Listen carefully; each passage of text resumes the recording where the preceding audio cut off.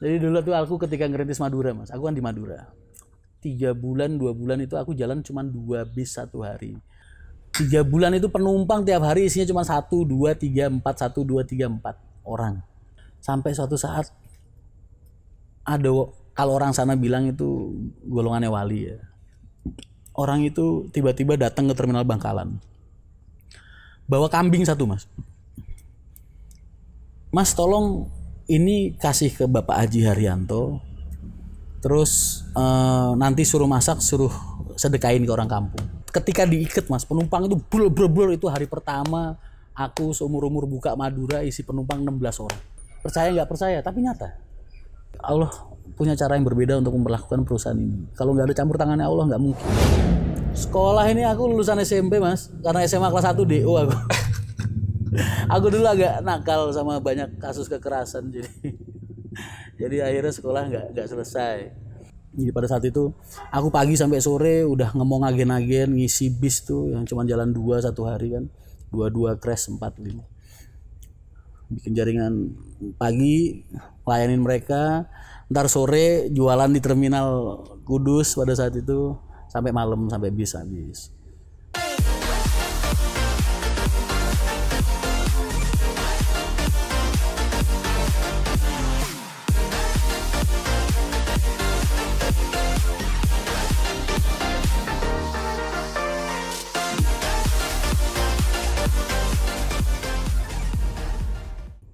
Mas sendiri ada ini nggak sih apa suatu keajaiban spiritual yang terjadi di diri Mas? Wah banyak mas, banyak. Jadi mungkin tadi aku udah cerita seperti apa kerasnya beliau Bapak Haji Haryanto pada era-era zaman Soeharto dulu. Jadi ketika krisis moneter 99 perusahaan ini bangkrut, kolab, angkutan kotanya dijualin semua. Jadi 2 kali dong lo bangkrut ya, 99 sama 2006 ya. Dulu krisis moneter itu kan parah banget mas. Ya. Jadi trayek yang aku ceritain tadi, yang kalau kita perjuangkan mati-matian dengan darah pada saat itu, kok sampai di ACC, itu 400 unit misal keluar SK Gubernur, itu yang bisa jualan kan kita yang bikin. Trayek itu harganya nggak murah mas. Jadi kalau dulu angkutan carry itu mungkin harganya 20 juta, trayek itu bisa 60 juta sendiri. Trayeknya doang. Trayeknya doang. Makanya kenapa dulu kita perang darah di situ. Karena nominalnya nggak sedikit. Perang darah bener-bener sampai berdarah tuh. Bener mas, zaman dulu itu. Tuh zaman dulu. Cuman zaman dulu kan ngebunuh orang, ngebuang orang, mukulin orang nggak ada urusan. Buang kabur kemana udah hilang. Kalau sekarang ngeludahin orang aja masuk penjara jadi duit kan. Zaman Soeharto dulu beda. Nyinyir aja masuk undang-undang IT. Sekarang nyinyir aja di Facebook udah masuk UIT kan sekarang. Dulu enggak. Dulu lu dikarungin dibuang ke Tanjung Kait hilang lu udah nggak ada urusan. Ya, zaman-zaman segitu. Nah. Jadi ketika Bapak gagal pada tahun 99, kebangkrutan ini dijadikan sama Bapak sebuah pelajaran untuk beliau jadi hijrah, berbalik arah. Jadi ketika Allah memberikan beliau kesempatan lagi untuk punya modal bisa beli 5 unit non AC ini, sama beliau dijadikan perusahaan ini sebagai jalan taubat. Itulah taubat. Ya, jadi perusahaan PO Haryanto ini banyak orang nanya kenapa kok Pak Haji setiap tahun berangkatin umroh, setiap tahun bikin masjid nggak pernah berhenti ya kan? Setiap tahun bikin setiap tahun. Bahkan perusahaan ini sampai detik ini punya anak asuh yatim 5.361 anak data tahun kemarin. Dan tiap tahun nambah terus itu. Wow. Jadi itu dari 2002 sampai sekarang. Jadi memang Pak Haji bener-bener udah menghibahkan hidup beliau untuk jalan Allah. Sampai bisa gitu gimana tuh Mas? Ya karena itu tadi. Jadi dulu pernah dikasih kesempatan foya-foya seneng-seneng. Jadi bangkrut, terus ketika beliau dikasih kesempatan sama Allah lagi, jadi semua ini dikembalikan kepada Allah. Jadi beliau itu puasa tuh dari 2001 sampai sekarang. Jadi Pak Haji Haryanto tuh sampai detik ini masih puasa mas, 20 tahun sudah. Tiap hari itu puasa. Kecuali 5 hari dalam 1 tahun, tasrik tuh. Hari tasrik 3 sama Idul Fitri 2 itu. Itu kan emang gak boleh puasa. Tapi di luar itu beliau puasa terus sampai sekarang. Tapi titik baliknya keajaibannya saat nginget bahwa itu memang harus balik gitu, harus ke jalan yang benar itu gimana tuh mas? Ya itu tadi, mungkin karena kegagalan beliau akhirnya ketemu sama salah satu rekan beliau waktu kecil, temen motong rokoknya sekarang udah punya pondok Al-Quran tuh Al-Ghuraba, pondok penghafal Quran. Terus beliau mulai deket sama Kiai Haji Bashir almarhum Jekulo itu. Akhirnya beliau mulai ikut dalail puasa. Dulu kita semua sekeluarga orang puasa semua mas. Aku dulu puasa dari tahun 98 tahun 2000-an lah sampai 98. Aku dulu puasa 8 tahun sama aja. Pak Haji sampai sekarang masih 20 tahun. Tunda Lail tiap hari puasa. Jadi sejak saat itu beliau mulai merekrut anak-anak yatim dari tiap-tiap agen wilayah dia dikelola. Jumlahnya mungkin pada saat itu kan perusahaan masih kecil ya, masih puluhan, naik ratusan sampai sekarang 5.361 anak tuh tahun kemarin. Wow. Jadi memang perusahaan ini visi dan misinya untuk itu. Makanya kenapa kita minta maaf banget kalau perusahaan ini nggak bisa nerima karyawan yang non muslim. Karena memang sejak awal perusahaan ini tujuannya untuk berjuang di jalan agama kita gitu. Jadi kita kan nggak mungkin ngajak orang yang keyakinannya beda buat memperjuangkan keyakinan kita gitu.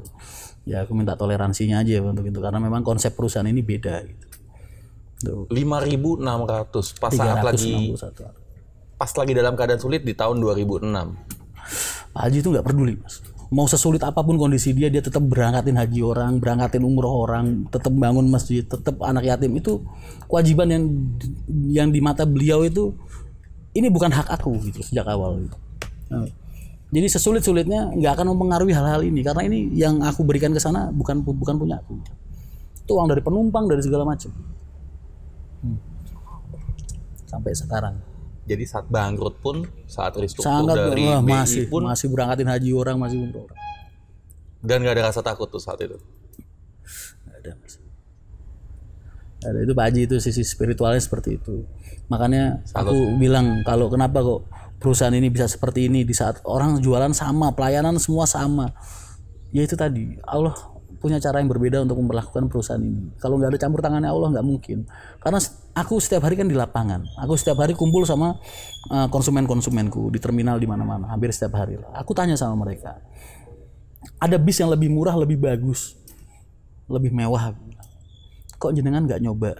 Aku pernah nyoba, Mas. Tapi kayaknya kalau nggak naik Haryanto kok kayak ada yang kurang isi hatiku. Pertanyaan kayak gitu kan aku sering tanyakan ke orang dan jawabannya hampir seperti itu. Kayak ada yang kurang kalau nggak naik Haryanto rasanya hati. Yang kayak gitu itu kan udah di luar akal kita, Mas. Ya kan? Udah mutlak itu hak prerogatif Allah gitu. Karena memang Tuhan kita yang menggerakkan hati mereka gitu. Makanya banyak juga keanehan-keanehan yang aku rasain ya, kayak aku pas buka Madura gitu kan. Aku sampai ketemu salah satu wali di Madura itu dulu. Yes. Ini mau ceritain nggak? Ceritain dong. Nyantai, kita mau ngopi, cerita. Jadi dulu tuh aku ketika ngerintis Madura, Mas, aku kan di Madura. 2 bulan itu aku jalan cuma 2 bis satu hari. 1 dari Sumeneb, 1 dari Bangkalan. 3 bulan itu penumpang tiap hari isinya cuma 1, 2, 3, 4, 1, 2, 3, 4 orang. 3 bulan. Selama 3 bulan. Sampai suatu saat ada, kalau orang sana bilang itu golongannya wali ya. Aku nggak berani mengkultuskan karena memang aku bukan wali. Cuman ya aku husnudon aja lah, berprasangka baik aja. Orang itu tiba-tiba datang ke terminal Bangkalan. Bawa kambing 1, Mas. Mas tolong ini kasih ke Bapak Haji Haryanto. Terus nanti suruh masak, suruh sedekain ke orang kampung. Namanya Mbah Salamun, Mas. Orang itu buta, Mas. Dan badannya penuh panu, kadas, kurap, koreng semua. Orang itu telanjang bulat soalnya. Itu. Orang itu. Jadi maaf, sampai kemaluannya aja kelihatan. Akhirnya aku telepon bapak, Pak ini Mbah Salamun datang ngasih gini-gini. Nang kasih uang. Suruh ngasih uang 500.000 kalau nggak salah pada saat itu. Uang itu tak kasih ke beliau. Di depan mata aku tak kasih. Uang itu dilapin ke pahanya hilang, Mas. Soalnya aku sempat ngerentek gitu pada saat itu. Ini orang apa ATM? Wah, sekarang udah almarhum orang, Mbah Salamun. Mas gini.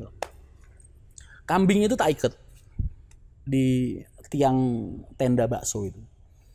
Terus Mbah Salamun pulang, kambing lepas. Kambing lepas dikejar orang seterminal, Mas. Kejar orang seterminal karena tahu kalau itu kambingnya Mbah Salamun. Jadi Mbah Salamun itu terkenal di kalangan orang Madura pada saat itu, terlebih orang Bangkalan. Ketangkep, diikat lagi, itu ketika diikat, Mas, penumpang itu blur itu hari pertama aku seumur-umur buka Madura isi penumpang 16 orang. Tuh. Itu barang yang mungkin kalau mau diceritain aneh, ya aneh. Percaya nggak percaya, tapi nyata. 3 bulan baru itu aku dari istri orang 16. Ketika kambing itu tak ikat lagi kita anggap. Itu penumpang mulai pada datang. Ajaib ya. Itu jadi cikal bakalnya Haryanto Madura sampai sekarang. Sekarang kita mimpin pasar di sana. Dari awalnya cuma 1 ya. 2. 1-2 penumpang ya. Oh penumpangnya, ya 2, 3, 4, tapi jalannya 2 bisnya 1 hari. Karena dulu yang megang pasar di sana, mimpin pasar di sana pahala kencana. Jadi ajaib sekali Mas ya. Iya. Itu hak wallahi, nggak tak kurangin, nggak tak lebihin. Seperti itu ceritanya. Itu kan barang aneh. Itu 1 aja lah. Banyak bener yang lain. Satu lagi dong, satu lagi. Itu lagi, kopi masih banyak. Kopi belum habis, rokok masih ada. Bisa gitu ya, ajaib. Memang banyak mistis ya kalau di area transportasi gini Mas ya. Ya zaman dulu mungkin ya gitu. Karena aku sering ngalamin langsung lah Mas. Tapi ya kita itu tadi Mas, modal kita selama ini kita hanya berhusnudon saja. Berprasangka baik sama setiap apapun yang menimpa diri kita. Jadi kita percaya aja lah, mau kita ngerasain enak gak enak, Allah pasti punya hikmah tersendiri sama kita buat hal ini. Tuh. Kalau Mas sendiri, keajaiban spiritual yang Mas bener-bener alamin sendiri apa tuh? Itu tadi. Itu. Salah satunya. Yang bisa buat jadi sabar gitu, senyum-senyum kalau dulu senyum aja susah itu gimana tuh? Itu aku anggap proses ya Mas. Jadi proses pendewasaan diri, proses pendewasaan hidup aku anggap. Karena tadi aku bilang yang berubah karakterku itu benernya ketika aku di Ploso, di Kediri, di pondok itu kan hidup sendiri. Ya, nggak ada keluarga kan, cuma sama teman-teman aja. Isinya tiap hari cuma sekolah ngaji. Satu kamar nggak ada kasurnya, nggak ada hambalnya, tidur satu kamar 3x4 gitu, dipakai orang 18 ya kan. Dari situlah mulai, mungkin bulan-bulan awal, bulan-bulan yang sulit, minggu-minggu pertama, minggu-minggu yang sulit. Tapi setahun, 2 tahun, 3 tahun, 4 tahun, 5 tahun kan jadi terbiasa. Lama juga ya. 5 tahun ya selama. 5 tahun aku di Ploso di Kediri pada saat itu. Terus akhirnya ya itu yang banyak berubah. Kita pulang, terus aku nikah, terus mulai dipercaya bapak buat mimpin karyawan. Akhirnya ya jadi orang tua sampai sekarang. Dan sekarang pun masih dalam tahap pembelajaran karena benernya juga orang mungkin ngeliat aku, Mas Rian humble banget, ramah banget, pura senyum dan lain sebagainya. Aslinya aku kadang masih temperamenku kadang masih kumat. Cuman ditutupin aja. Masih manusiawi ya. Masih manusiawi karena memang di lapangan ini kerja panas Mas. Betul. Panas apalagi aku mimpin ribuan orang. Ya. Karakter karyawan itu satu dengan yang lain kan beda. Udah gitu tipikal SDM kru ini kan beda sama orang-orang kantor. Betul. Orang lapangan, supir-supir itu kan terkenal bandel tuh. Ya, betul. Gimana tuh ngadepin itu? Alhamdulillah Mas, aku dari 2003 sampai sekarang mimpin karyawan. Belum pernah ada satupun orang yang mengundurkan diri untuk pindah ke PO lain, enggak ada. 2.000 orang. Lebih ya? Dulu mah nggak ada segitu. Nggak total. Yes. Sampai sekarang mungkin udah lebih kan dari 2.000. Jadi orang yang mengundurkan diri sama aku tuh dari 2003 sampai sekarang nggak sampai 10 orang. Dan itu rata-rata mereka keluar cuma gara-gara udah pensiun, udah capek, pindah ke truk atau mungkin bawa wisata atau apa. Tapi kalau yang tak pecat ya ratusan. Jadi itu itu kan jadi apa ya kalau aku anggap ya salah satu trofi Mas. Oh iya berarti ya gue bisa dibilang sukses dong mimpin karyawan, ya kan? Karena biasa kan karyawan kan keluar masuk udah. Iya, di Haryanto nggak ada. Makanya susah. Di Haryanto itu lamaran pekerjaan tumpukan sampai ribuan, Mas. Kalau mau lihat di kantor Solo, di kantor Kudus, tumpukan lamaran tuh sampai ribuan. Karena di sini memang nggak pernah ada orang keluar, kecuali mereka meninggal atau dipecat. Tuh, jarang banget. Nggak sampai 10 orang yang ngundurin diri sama aku. Dari 2003 sampai sekarang. Ini buat gue penasaran. Apa tuh rahasianya? Tanya aja langsung ya mendingan. Kalau nanyanya ke aku kayak jualan kecap.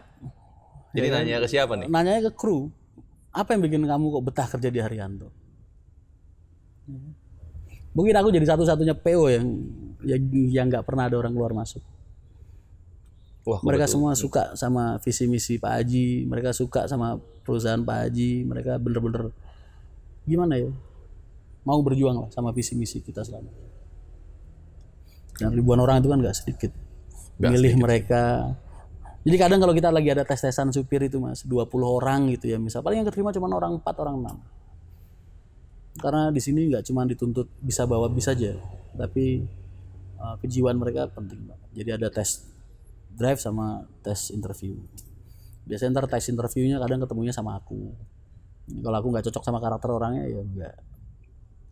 Yang dicari karakternya seperti apa sih Mas? Ini kebetulan mana tahu ada yang mau ngelamar jadi tahu nih.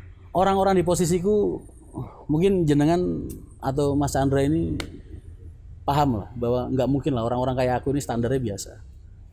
Orang yang punya kemampuan buat memimpin orang nggak mungkin orangnya biasa. Pasti kita punya kemampuan lebih dalam menilai orang. Pasti. Jadi orang itu mau ngomong sebagus apapun mulut dia, insya Allah kok kalau di depanku kok ambisinya, jeleknya, baiknya, buruknya, terus resiko dampak kerusakan yang akan dia timbulkan kok kebaca. Karena orang itu kelihatan dari banyak faktor. Betul. Dari cara mereka berbicara, cara mereka duduk mungkin, cara mereka ngomong, ya kan. Tonasi mereka itu kan hal-hal yang mereka nggak ngerti. Gitu. Tapi kita kan punya feeling tajam di situ, karena kita udah terbiasa ngurusin orang. Gitu. Orang lapangan ya Mas. Betul. Ya betul. Itu kadang jadi salah satu faktor aku nerima orang layak apa enggak kerja di sini. Loyalitas, kualitas itu kan penting juga. Jadi mencari karyawan yang bisa dianggap saudara. Buat berjuang bersama. Gitu. Aku kalau gitu, aku nggak mau nyari karyawan karena aku sekali nerima karyawan. 2 tahun lagi aku masih mau lihat dia, 3 tahun lagi aku masih mau lihat dia, 5 tahun lagi aku masih mau lihat dia. Jadi sebisa mungkin aku nggak mau nerima orang-orang yang punya magnet masalah. Kadang orang di dunia kru itu masalah banyak banget. Banyak. Narkoba, perempuan, miras dan lain sebagainya. Itu salah satunya faktor. Terus kedua, karakter orang. Kebutuhan dia sama uang. Semua orang butuh uang. Kerja memang butuh uang. Aku nyari mereka yang mau kerja sama aku ngejar berkah, bukan ngejar uang. Karena kalau dikejar uang mau sebanyak apapun, dia mau gajian 100 juta sebulan, aku yakin tetap kurang. Setuju. Tapi kalau mereka punya konsep buat ngejar berkah, insya Allah gaji 2 juta, 3 juta dimakan jadi daging, Mas. Cukup buat anak keluarganya. Jadi aku kalau lagi kumpul sama karyawan biasanya, kalau anak-anak lama gitu, rekan-rekan kerja aku tak tanyain, kamu selama ini ikut aku udah belasan tahun, kamu jadi apa? Gitu. Alhamdulillah Mas, anakku ada yang dokter. Alhamdulillah Mas, aku dulu nggak punya rumah, sekarang punya rumah. Aku punya truk 4, aku punya truk 3, aku punya usaha ini, punya ini. Kan itu jadi kebanggaan buat kita. Tapi kan kita nyeleksi orang-orang kayak mereka kan nggak gampang juga. Karena dunia kru ini kan beda SDM-nya tadi aku bilang. Mereka rentan sama masalah. Betul.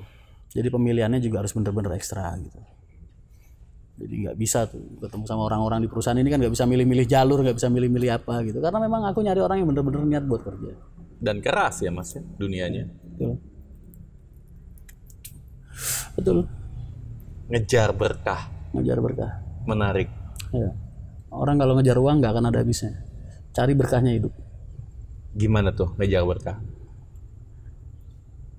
Hindari pendapatan-pendapatan dari hal-hal yang nggak diridoin sama Allah lah. Mencuri atau nggak makan hak yang bukan hak kita gitu kan. Karena kalau halal di agama kita ya, insya Allah itu ngasih kita cukup. Allah mungkin nggak akan ngasih kita lebih, ya bukan nggak akan, mungkin nggak ngasih kita lebih, tapi Allah pasti ngasih kita cukup. Jadi gimana cara kita mensyukuri nikmat dan mengaplikasikan rasa syukur itu? Karena syukur itu bukan alhamdulillah. Kalau orang dapat gajian terus alhamdulillah, itu bukan konsep syukur, bukan. Itu bukan konteks syukur, itu mulut yang berbicara tentang syukur. Bersyukur itu menggunakan apa yang kita dapatkan untuk hal-hal yang Allah ridhoi. Kadang orang kalau banyak duit nih, kalau imannya kurang, habisnya kalau nggak ke karaokean, ya kan, ke perempuan, ke miras. Kalau di dunia syukur. Bahkan beberapa ke narkoba. Itu kan orang kalau imannya kurang begitu. Jadi dia nggak punya duit bingung, banyak duit tambah bingung lagi. Ya kan, habis-habis aja kan akhirnya. Nah, tapi kalau orang hidupnya berkah, nyari rezekinya berkah, insya Allah uangnya ngumpul. Satu hal yang menarik ya, ini saya penasaran banget nih. Karena kalau kita bicara tentang bersyukur, itu kayaknya udah banyak banget sih di ngomongin nih Mas. prakteknya itu yang jarang banget ditemuin dan bisa terjadi di sebuah perusahaan. Ya. Makanya tadi aku bilang. Jadi orang tuh salah kalau bilang bersyukur itu alhamdulillah, itu salah.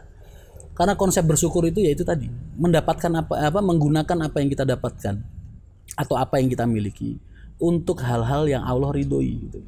Yang Allah nggak ridho ya jangan. Yang nggak diridoin sama Allah itu apa sih? Miras itu kan bukan sesuatu yang diridoin sama Allah. Wong itu khomer, ya kan? Main perempuan, zina, karaokean, itu kan bukan hal-hal yang diridoin sama Allah. Pakai buat sodako, pakai buat menjajanin, yang ngebahagiain keluarga, pakai buat usaha yang halal, itu hal-hal yang diridoin sama Allah. Ada tuh rutinitas untuk sodako? Wah ada, bahkan kru itu punya potongan wajib. Mereka mau syukur nggak mau tetap gue paksa, karena 2,5% dari penghasilan mereka itu bukan hak mereka gitu. Jadi mereka ada potongan untuk kasih yatim Pasti harus. Pasti ada, harus langsung dipotong dari gaji mereka. Terserah mereka mau dumel, mau marah, mau apa ya silahkan. Itu peraturan di sini karena itu bukan hak kalian gitu. Jadi kalian nggak berhak protes tentang ini. Tapi alhamdulillah nggak ada yang protes. Nggak ada yang protes. Netizennya nggak ada yang protes. Wow, perusahaanku maksa banget gini. Ya suka-suka gue lah, aturan-aturan agama gue kan. Kok jadi lu yang maksa? Netizen yang protes malah. Kadang suka ada begitu kan. Kadang pernah nongol di Detik, Pak Haji mewajibkan karyawan untuk sholat. Lo yang mewajibkan karyawan untuk sholat kan bukan Pak Haji, Allah. Kita ini cuma bisa ngingetin aja gitu. Jadi janganlah, kalau mereka aja udah berani mengkhianati Allah dengan menjauhi segala yang diinginkan sama Allah, lah gimana kita bisa yakin mereka akan dengerin omongan kita gitu. Lah wong sama yang ngasih hidup mereka aja mereka khianatin, apalagi kita yang cuma ngasih mereka makan gitu. Ya kan? Jadi wajar dong kalau aku patokannya pengen nyari orang yang lurus-lurus aja lah. Yang punya rasa takut sama Allah. Ini ilmu nggak didapetin di SMP kan? Enggak lah, ini itu tadi mas. Aku ini kadang kalau lagi dapat undangan dari mana gitu, aku selalu bilang, aku ini bukan orang akademis. Karena bahasa aku kadang ceplas-ceplos gini, kadang kecampur lalu gua gitu. Jadi apa yang aku omongin selama ini 100% itu memang apa yang aku lakukan dan apa yang aku alami gitu. Nah ini yang gue suka. Nggak bisa aku ngomong berdasarkan teori gitu. Karena memang nggak pernah belajar teori. Aku langsung praktek dari dulu. Jadi pengalaman ini yang aku bagi selama ini ke media, ke rekan-rekan, ke adik-adik selama ini. Ya inilah seorang Rian Mahendra itu seperti ini. Bener kalau ngerasa dibahas tentang cukup apa enggak, udah cukup dari belasan tahun lalu. Siapa sih yang nyangka mas bakal punya perusahaan sebesar ini? Nggak pernah nyangka ya? Nggak ada yang nyangka lah mas, 5 unit jadi 300. Siapa yang nyangka? Tapi kalau ditanya tentang hati, benernya udah capek. Capek dalam artian, kalau aku berkembang di suatu wilayah, berarti kan ada yang tadinya laku jadi nggak laku, yang tadinya nggak laku jadi hilang. Itu kan beban moral mas. Jadi panggung kesuksesan yang aku dapat sampai detik ini itu kan bukan panggung yang bisa aku banggakan. Karena itu berdiri dari air mata banyak orang. Nggak mas, kadang-kadang mempromosikan PO lain.